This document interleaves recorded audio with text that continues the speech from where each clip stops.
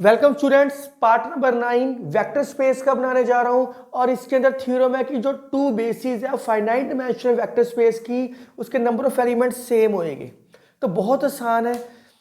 Actually में क्या है, अब जितनी भी थ्योरम शुरू होएगी, थ्योरम नंबर 13 या इसके बाद जो मैं आपको करवाऊंगा, एग्जिस्टेंस थ्योरम मैं करवा चुका हूं, एक्सटेंशन थ्योरम आएगी, डायमेंशन थ्योरम्स आएगी, ये सारी पेपर पॉइंट ऑफ व्यू से बहुत ज्यादा इंपॉर्टेंट है।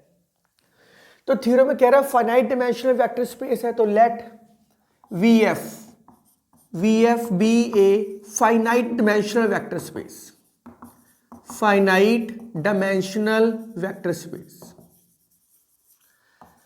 VF be a finite dimensional vector space. अगर ये फाइनाइट डायमेंशनल है, डेफिनेशन क्या बोलती है? It must have a basis, which implies it must have a basis.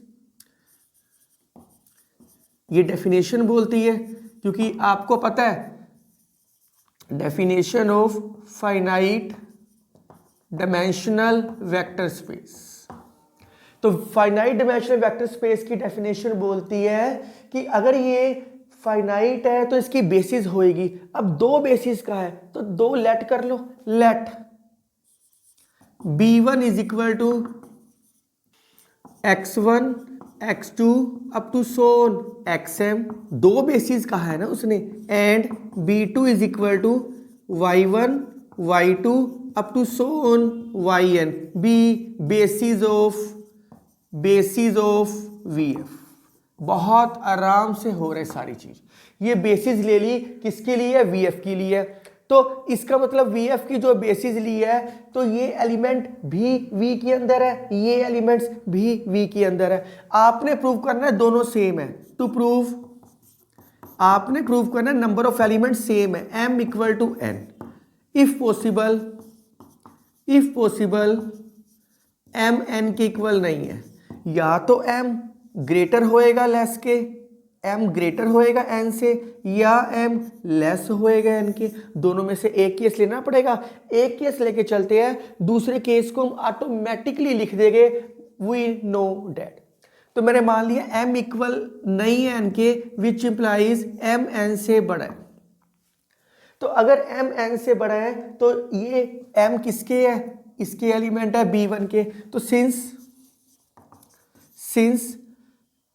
b1 is a basis of v, अगर ये v की बेसिस है, विच इंप्लाइज b1 के एलिमेंट्स है, देयरफॉर b1 के जो एलिमेंट्स हैं वो किसको बिलोंग करेंगे? सारे के सारे, वो सारे के सारे v को बिलोंग करेंगे। अगर ये बेसिस है v की और ये सारे एलिमेंट v को बिलोंग कर रहे हैं, and b2 is also basis of v, basis of v।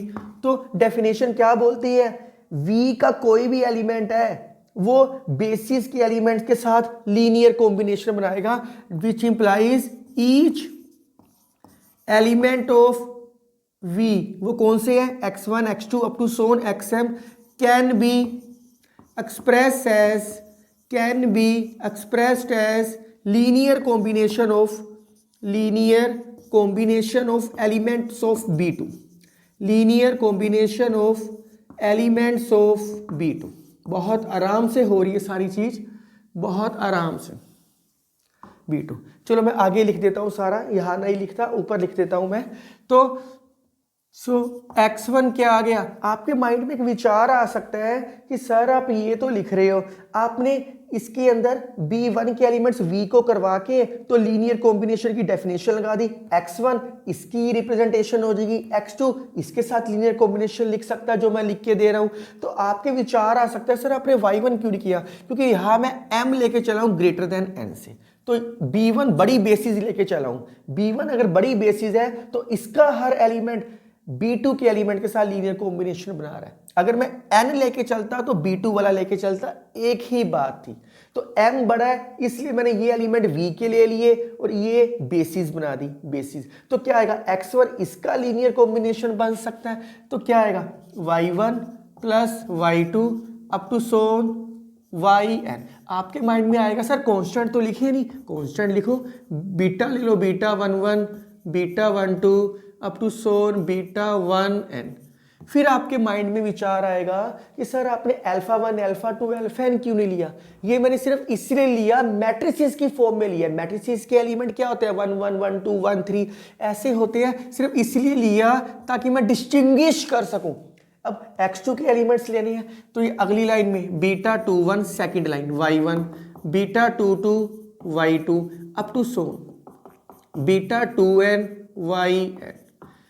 अगली लाइन x3 ले लेता हूं, beta 3 1 y1, beta 3 2 y2 and up to so on beta 3n yn।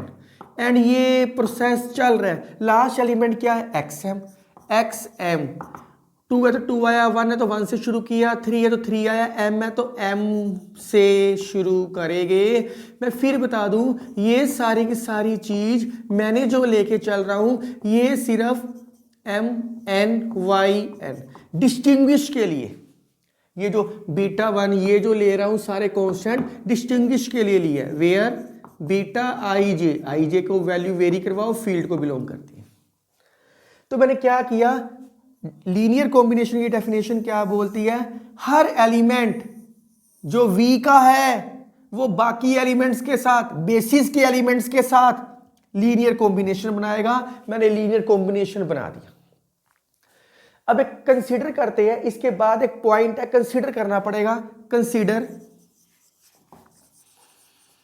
Equations and m unknowns. मैं एक इक्वेशन लेट करके चलता हूं, ये आगे समझ आएगी। मैं क्यों लेके चल रहा हूं, n इक्वेशंस लेके चल रहा हूं जिसके अंदर m अननोन्स हो। तो कंसीडर कर लिया मैंने। अब यह x और y तो मैं ले चुका हूं, तो मैं z लेके चल पड़ता हूं। Beta 1 1 z1, beta 2 1 z2 up to so on beta m1 zn equal to 0। ये मैंने क्या लिया, n इक्वेशंस m अननोन्स। अब इसको वेरी करवा रहा हूं। अगली लाइन क्या होगी, beta 1 2 z1, beta 2 2 z2 up to so on beta m2 zn equal to 0। ये प्रोसेस चल रहा है, ये प्रोसेस नेवर एंडिंग प्रोसेस है। तो m अननोन्स के लिए क्या है, तो beta 1n z1, beta 2n z2 up to so on beta m n z n equal to 0। मैंने एक n इक्वेशंस सपोज कर ली, आप देख सकते हो, जिसके अंदर m अननोन्स है।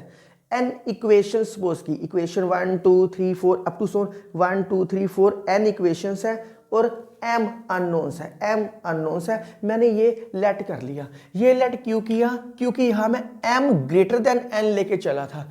m ग्रेटर देन n का मतलब है m तो अननोन है, हमें नहीं पता, पर n इक्वेशंस तो हमें फॉलो करनी पड़ेगी। तभी मैंने ये इक्वेशन लिखी थी। अब क्वेश्चन को सोल्व करने के लिए हम क्या करते हैं, बहुत ध्यान से देखना। यहां तक करने के बाद आपको काफी हद तक ये थ्योरम समझ आ चुकी होगी। अब तो सिर्फ 4-5 लाइनें रह चुकी हैं, बड़ी आसानी से आपसे सोल्व होएगी सारी की सारी। अब इस थ्योरम में क्या कहता है, as m greater than n। m greater than n का मतलब है that is number of equations are less than number of unknowns। number of equations are less than number of unknowns। यही चीज तो मैं बता रहा हूं, जितनी इक्वेशंस हमने ली है वो कम होएगी अननोन से। m ग्रेटर देन n का मतलब ही यही है, यही चीज मैंने यहां प्रॉपरली डिफाइन की है। ये आपको दिमाग में रखना पड़ेगा कि एक n इक्वेशंस लोगे कि m अननोन्स आएगी। इसके बाद यही चीज लिखे, क्योंकि m ग्रेटर देन n था तो हम इसको लिख सकते हैं, therefore the above system of equation, above system of equations, क्योंकि ये लेस है, जितनी इक्वेशंस आई है above system equations have a non-zero solution। कोई भी नॉन जीरो सोल्यूशन होएगा, कुछ भी मान लो k1 k2 up to so on km, not all zero, not all zero. ये सारी जीरो नहीं होएगी तो मैं क्या करता हूँ, ये नॉन जीरो सोल्यूशन है, अब इनकी जगह रिप्लेस कर देता हूँ। जो मैंने इक्वेशंस की थी रिप्लेस कर दूँ, क्यों? क्योंकि ये less than number of unknowns थी। तो हमारे पास क्या आ गया, बीटा 11 K1, अब तो खत्म होगी थ्योरम, बीटा 21 K2, इनको रिप्लेस किया एलिमेंट से, beta M2 Kn equal to 0। दूसरी क्या आएगी, beta 12 K1, beta 22 K2 up to so beta M2 Kn equal to 0। ये प्रोसेस चल रहा है, ये प्रोसेस चल रहा है। तो लास्ट में क्या आएगा, beta 1n K1, beta 2n K2, beta mn Kn equal to 0। बस मल्टीप्लाई, अब इसके अंदर क्या नहीं है, ये तो z हमने रिप्लेस किया था ना, ये इसमें y वाली चीज नहीं है। मल्टीप्लाई, अब तो खत्म हो गया, multiply above equation by y1 y2 up to so on, y कहाँ तक है, n तक है, n तक है, and adding vertically, adding vertically, adding vertically, vertically add करो, वी गेट, अपने आप आंसर आएगा। ये मैं क्यों कर रहा हूं सारा कुछ, ये मैंने क्यों किया, क्योंकि मैंने कंट्राडिक्शन लेके आनी है। मैं लेके चल रहा हूं ना कि m n के इक्वल नहीं है, तो मैंने इसको एक तरीके से क्या कर रहा हूं, ये बेसिस है, ये सारी बेसिस है, बेसिस है तो लीनियरली इंडिपेंडेंट होएगा, मैं लीनियरली डिपेंडेंट प्रूव कर दूंगा। इसलिए मैंने क्या किया, इसको y1 से मल्टीप्लाई कर दिया, इसको y2 से मल्टीप्लाई कर दिया, एंड सो ऑन, इसको yn से मल्टीप्लाई करके वर्टिकली ऐड किया। ये वर्टिकली इसको बोलते हैं, ये ऐड किया, फिर इन सारों को ऐड किया। तो मैं डायरेक्ट लिख रहा हूं, y1 से मल्टीप्लाई किया तो इन सारों में k1 कॉमन आ जाएगा, अंदर क्या बचेगा, beta 11 y1, beta 12 y2 and up to so on beta 1n yn। इसके अंदर से क्या आएगा, इसके अंदर से k2 कॉमन आएगा, k2 बाहर आ जाएगा, beta 21 y1, beta 22 y2 and so on beta 2n yn and so on. Last में इसके अंदर से क्या आएगा, इसके अंदर से kn बाहर आ जाएगा, kn बाहर आ जाएगा, क्या आएगा, beta m2 y1 and so on beta mn yn equal to 0। ये सारी की सारी चीज क्या है, ये सारी की सारी चीज क्या है, x1, क्योंकि हमने घूम फिर के x1 पे आना है ना, k1 x1, ये सारी की सारी चीज क्या है, k2 x2, ये सारी की सारी चीज क्या है, xm, kn xm equal to 0। So अब क्या है, क्वेश्चन में मैंने ये सारी की सारी वैल्यूज प्रूव कर दी, सारी की सारी वैल्यूज आ गई मेरे पास। तो इसका मतलब क्या हो गया, k1 k2 अप टू सोन 0 के इक्वल है, where k1 k2 up to so on kn are not all 0। मैं यही लेके चला था कि ये सारे के सारे 0 नहीं है, मैं यही लेके चला हूं कि नॉट ऑल 0। अगर ये सारे के सारे 0 नहीं है, इसका मतलब है x1 से लेके xm तक ये अगर 0 के इक्वल नहीं है, इज लीनियरली डिपेंडेंट सेट। अगर ये 0 नहीं होता, एक भी एलिमेंट नॉन 0 आ जाए तो लीनियरली डिपेंडेंट सेट होता है। अगर ये लीनियरली डिपेंडेंट सेट है, बट हमें पता है B1 इज, ये क्या है, B1 है, B1 is basis of VF। अगर ये बेसिस है तो लीनियरली इंडिपेंडेंट होना चाहिए, which is contradiction, which is contradiction. This is the symbol of contradiction, as m is not equal to n।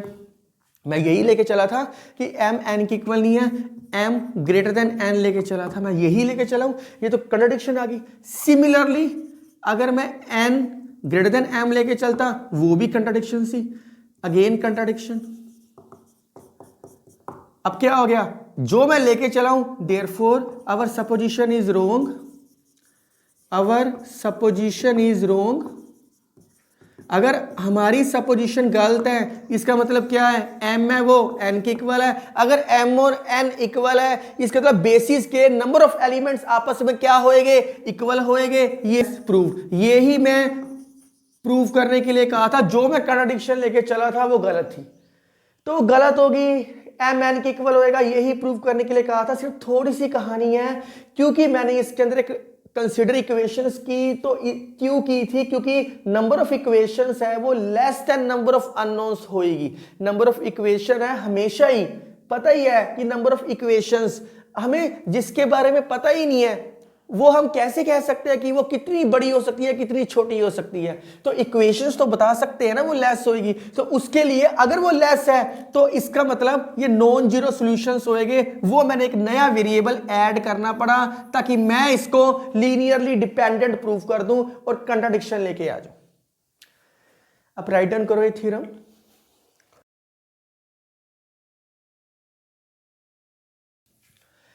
ये थ्योरम है, कई बारी 2 मार्क्स में आ जाती है, 2 मार्क्स के लिए इंपॉर्टेंट है। कई बारी क्वेश्चन के पार्ट्स बन के आते हैं, तब आता है मैक्सिमल लीनियर इंडिपेंडेंट। नाम से क्लियर है, मैक्सिमम, मैक्सिमम, इससे बड़ी कोई चीज नहीं हो सकती लीनियरली इंडिपेंडेंट के लिए। वो ये कहता है अगर टी कोई सबसेट है वी का और कोई एक नया एलिमेंट मान लेता हो टी एस, एस मान लो, अगर एस भी सबसेट है वी का, एस भी सबसेट है वी का, तो एस है जो वी का ये सबसेट मैंने लिया है, ये चीज कभी भी लीनियरली इंडिपेंडेंट नहीं होएगी। अगर कुछ बनना ही है तो वो लीनियरली डिपेंडेंट बनेगी, वो यही कह रहा है।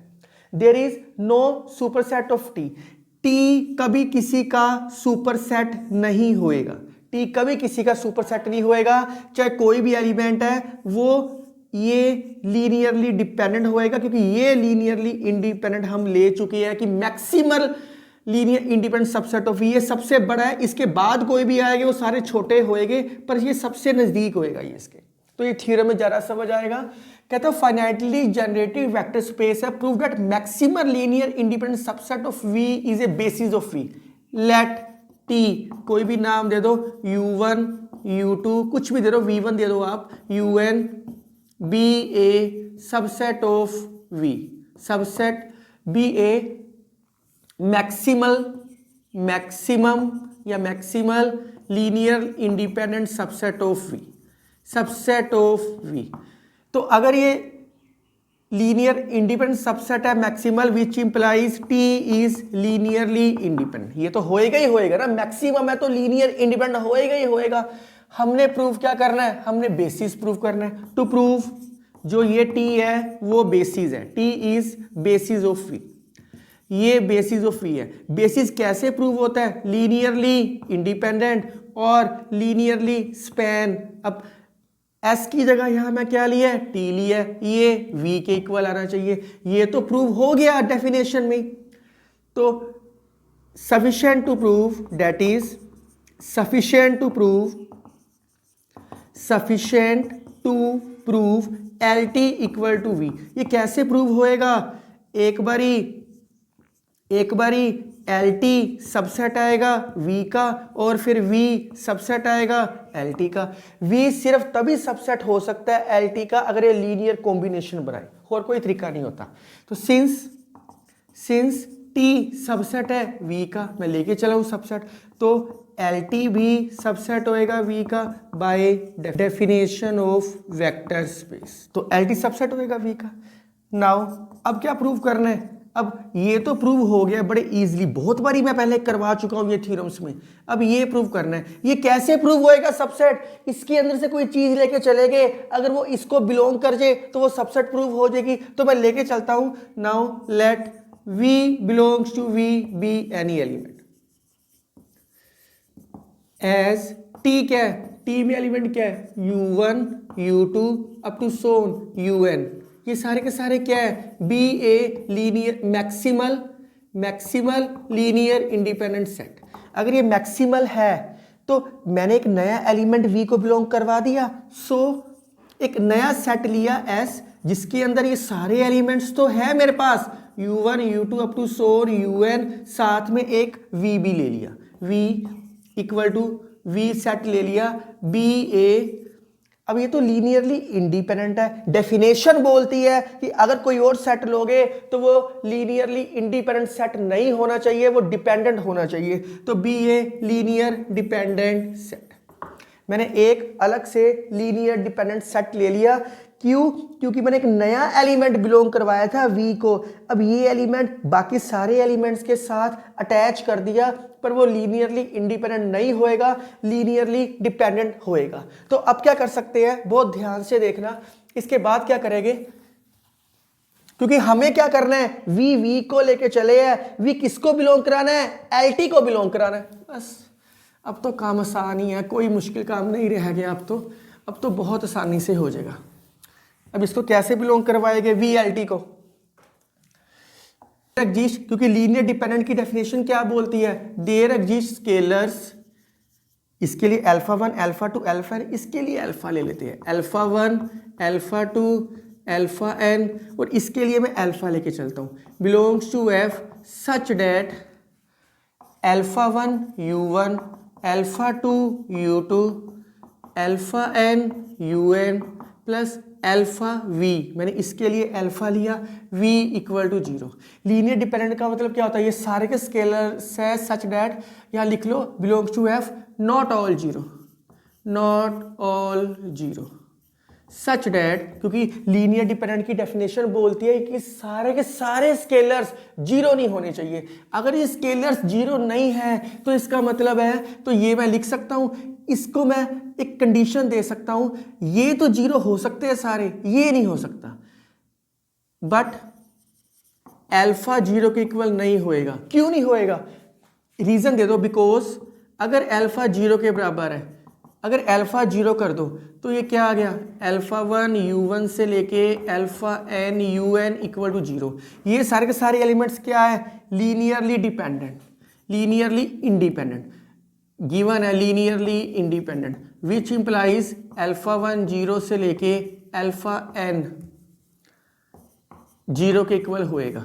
इस करके अगर ये सारे 0 हो गए, ये भी 0 हो गया, ये सारे एलिमेंट 0 हो गए अल्फा से अल्फा n, और अल्फा भी 0 में लेके चल पड़ा, तो वो क्या हो जाएगा, लीनियरली इंडिपेंडेंट हो जाएगा। हम क्या लेके चले हैं, लीनियरली डिपेंडेंट लेके चले हैं, तो वो क्या हो गया, विच is contradiction, which is contradiction. इसका मतलब इन सारे एलिमेंट्स में अल्फा नॉन जीरो होएगा ही होएगा।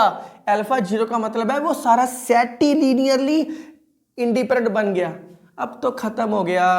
अगर ये नॉन जीरो है, इसको वहां ले जाओ, अल्फा v माइनस सारा यहां आ जाएगा, u1 u2 un, अल्फा से डिवाइड कर दो, alpha 1 by alpha u1, constant ही है, इसमें क्या फर्क पड़ेगा, हमें कांस्टेंट में कोई फर्क नहीं पड़ता, अल्फा un। ये सारे के सारे एलिमेंट्स क्या है, ये सारे एलिमेंट्स टी के है, तो v हम किसके इक्वल लिख सकते हैं, इन सारे एलिमेंट्स के साथ। इसके तरह v is a linear combination of elements of t, which implies v किसको बिलोंग करेगा, एल टी को, तभी लीनियर कॉम्बिनेशन बना। v किसका एलिमेंट था, v का, किसको बिलोंग कर गया, t को, देयरफॉर v सबसेट किसका होएगा, एल टी का। अब इसके बाद यहां देखना आप, देयरफॉर एल टी सबसेट थी v की और v सबसेट था एल टी का, हमारे पास क्या आ गया, L T equal to v, hence form a basis proved. ये ही प्रूव करने के लिए कहा था उसने, बिल्कुल भी टफ नहीं था, सिर्फ एक ये पॉइंट समझना था, v को बिलोंग करता तो एक नया सेट डिफाइन किया, इसके अंदर कभी अल्फा 0 नहीं हो सकता। अगर वो 0 होता है अल्फा, ये 0 है, तो ये तो पहले ही 0 दे रखा है, कॉन्स्टेंट्स लीनियरली इंडिपेंडेंट, ये भी 0 हो जाएगा, तो ये सपोजिशन गलत हो जाएगी हमारी, तो इसलिए अल्फा 0 नहीं हो सकता। फिर अल्फा को लेके स्पैन बना दिया। तो मुझे लगता नहीं कि थ्योरम नंबर 13 या 14 कोई टफ थी, बड़े आराम से होगी। Part number 10 very important, existence theorem मैं करवा चुका हूं, एक्सटेंशन थ्योरम करेंगे, एक्सटेंशन थ्योरम करेंगे और कुछ रिजल्ट्स क्वेश्चंस करेंगे पार्ट नंबर 10 में, ताकि 11th 12th में डायमेंशन शुरू हो सके। डायरेक्ट सम और कॉम्प्लीमेंट वाला भी टॉपिक पेंडिंग है एक। तो इस वीडियो में इतना ही, आप मेरे साथ बने रहो। अगर आपको मेरी वीडियो पसंद आ रही है तो kindly like share and subscribe my channel. Thank you.